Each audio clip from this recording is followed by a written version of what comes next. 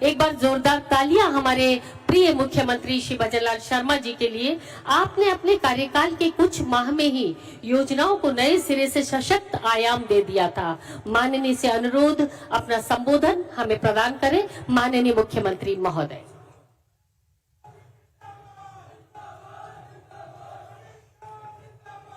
बोलिए भारत माता की। एक बार जोर से बोलेंगे, भारत माता की, भारत माता की, भारत माता की। आज के इस सहकार एवं रोजगार उत्सव के इस कार्यक्रम में मंच पर विराजमान आज की राजनीति के आधुनिक चाणक्य और हमारे माननीय केंद्रीय गृह एवं सहकारिता मंत्री सम्मानीय अमित शाह जी, मैं आप सभी से अनुरोध करूंगा कि एक बार जोरदार तालियों के साथ माननीय गृह मंत्री जी का और सहकार मंत्री जी का स्वागत करें। मंच पर विराजमान पूर्व मुख्यमंत्री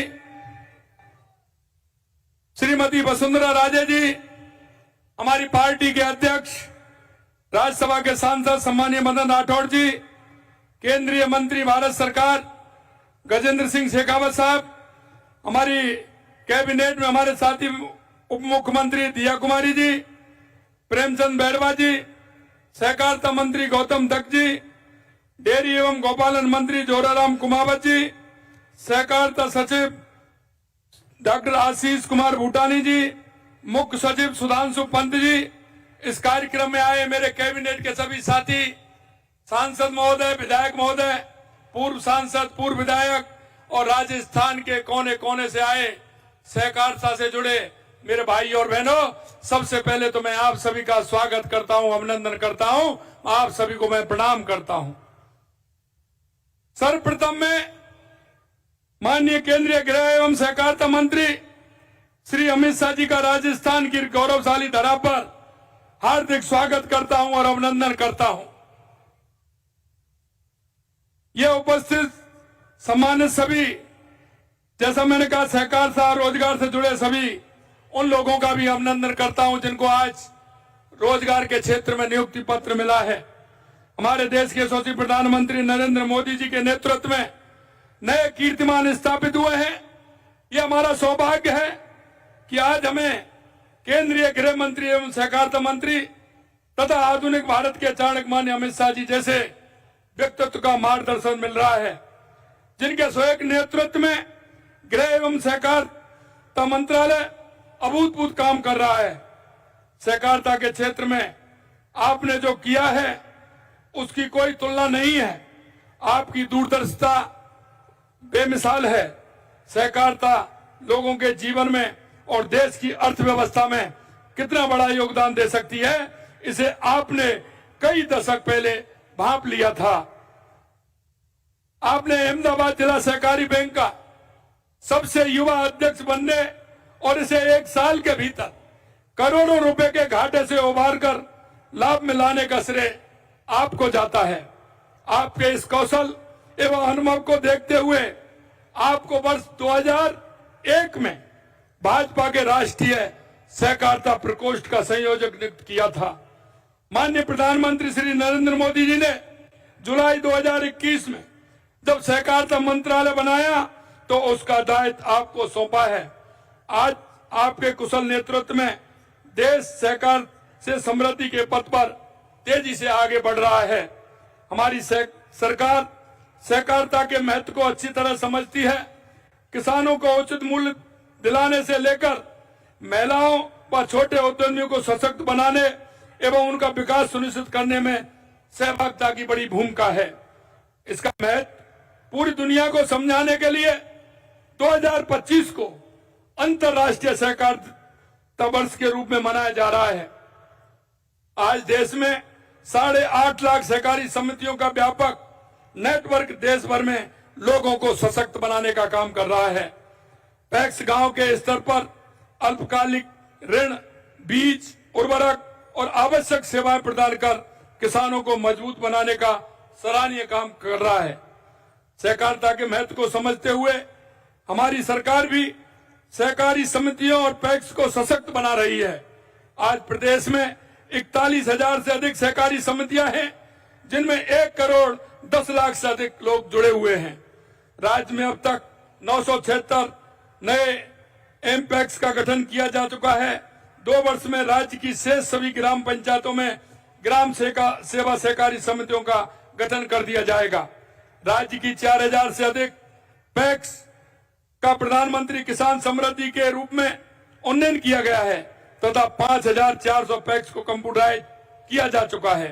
राज्य में 500 मैट्रिक टन क्षमता के 200 गोदामों का निर्माण भंडारण क्षमता में वृद्धि की दिशा में महत्वपूर्ण भूमिका निभाने जा रहा है।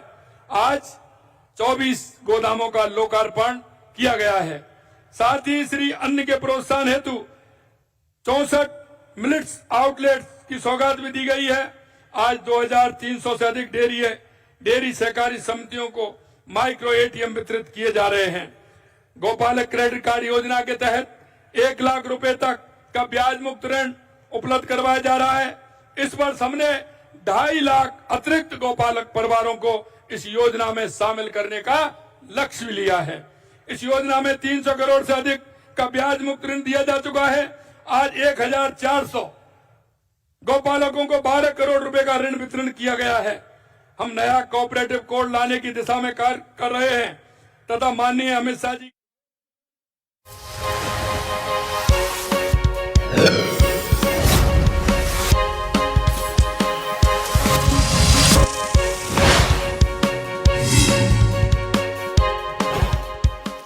नवाचारी और नवोन्मेषी शिक्षा व्यवस्था से युवाओं की आशाओं को नई उड़ान दे रहा है नया उत्तर प्रदेश। ग्रामीण परिवेश हो या फिर नगरीय क्षेत्र, गुणवत्ता युक्त शिक्षा बनी है नए उत्तर प्रदेश की पहचान। स्कूल चलो अभियान और शारदा प्रोग्राम जैसे अभिनव प्रयासों से ड्रॉप आउट दर में आई है उल्लेखनीय गिरावट।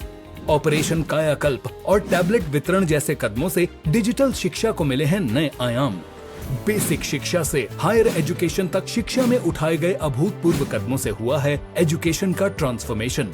अंत्योदय और बिना किसी भेदभाव के सबको समान शिक्षा का अधिकार बना है युवाओं के उज्जवल भविष्य का आधार। वर्ष 2017 के बाद डबल इंजन सरकार के अभिनव प्रयासों ने नए उत्तर प्रदेश की शिक्षा व्यवस्था में किया है युगांतकारी ट्रांसफॉर्मेशन। समान शिक्षा का अधिकार, डबल इंजन सरकार।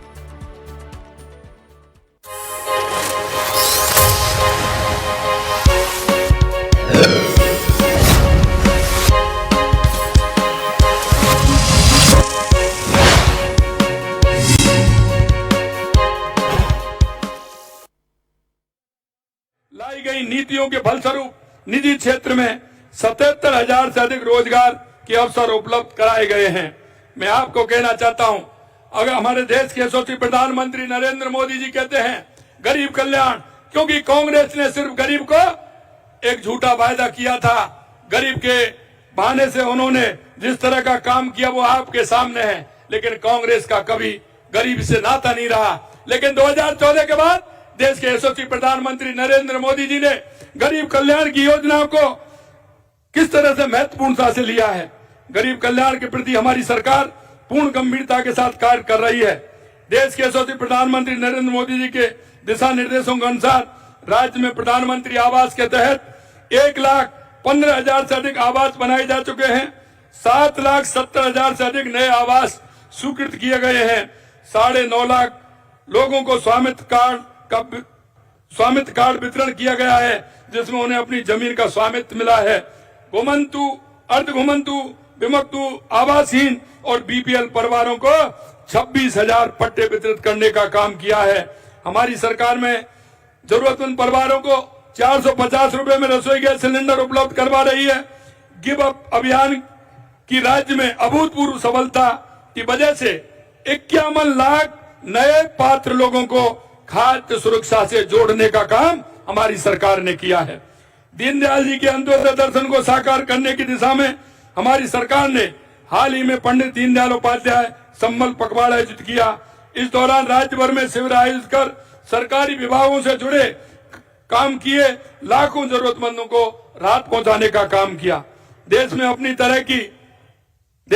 तरह की पहली योजना पंडित दीनदयाल उपाध्याय गरीब मुक्त गांव योजना के तहत प्रथम चरण में 5000 गांव का सर्वे एवं आवेदन भरवाने का कार्य पूरा किया गया है।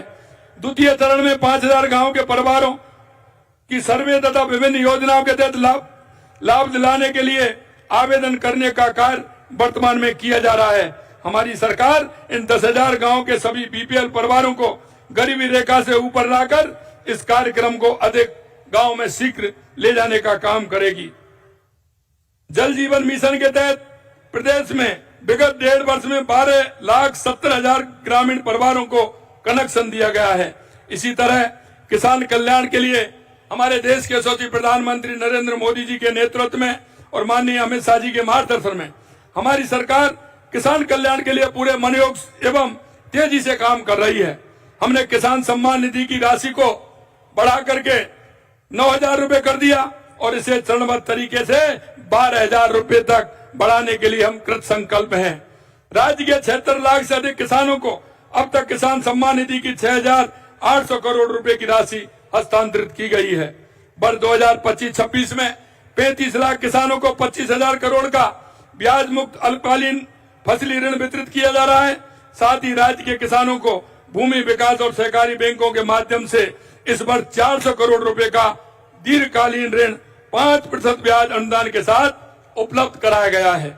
हमने करीब 32 लाख मैट्रिक टन गेहूं की समर्थन मूल्य पर खरीद की है। हमने पिछले वर्ष 125 रुपए, इस वर्ष 150 रुपए बोनस देकर गेहूं की खरीद कर करीब 450 करोड़ रुपए के बोनस राशि का भुगतान किया है। अगर हम बात करें पीएम कुसुम योजना में तो 1500 मेगावाट सौर ऊर्जा उत्पादन से किसानों को नया संबल तथा नई ऊर्जा मिली है और हमने किसान को अन्नदाता एवं उसके साथ ऊर्जा दाता बनाने का काम भी हमारे देश के यशस्वी प्रधानमंत्री नरेंद्र मोदी जी के नेतृत्व में कर रहे हैं। किसानों को खेती के लिए दिन में बिजली उपलब्ध कराने के लिए हमारी सरकार तेजी से काम कर रही है। इसके परिणाम स्वरूप 22 जिलों में किसानों को दिन में बिजली उपलब्ध कराई जानी हमने प्रारंभ कर दी है।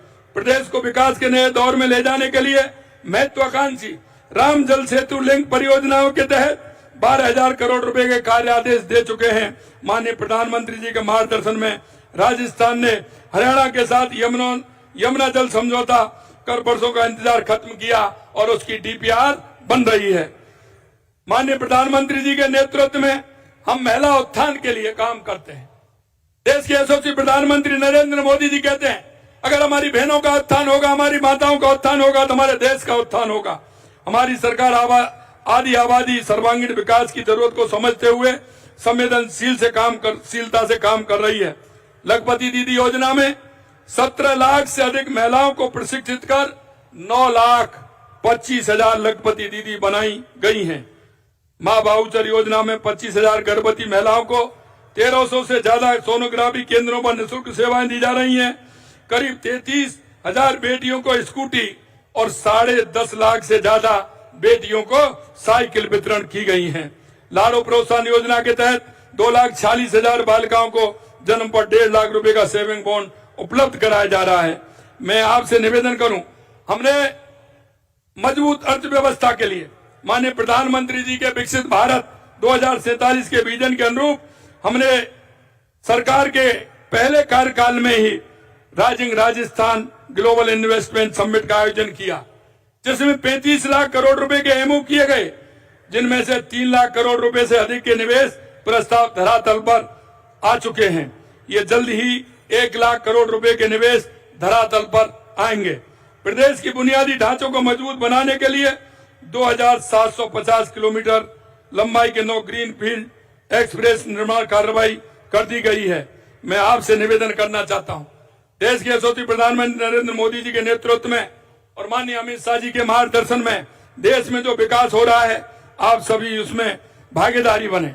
मैं आप सभी से इतना निवेदन करना चाहता हूं कि सहकारिता के माध्यम से जन जन तक हमारी जो योजनाएं वो पहुंचे, सहकारिता का लाभ हमारे एक एक व्यक्ति को मिले, इसके लिए हम काम कर रहे हैं।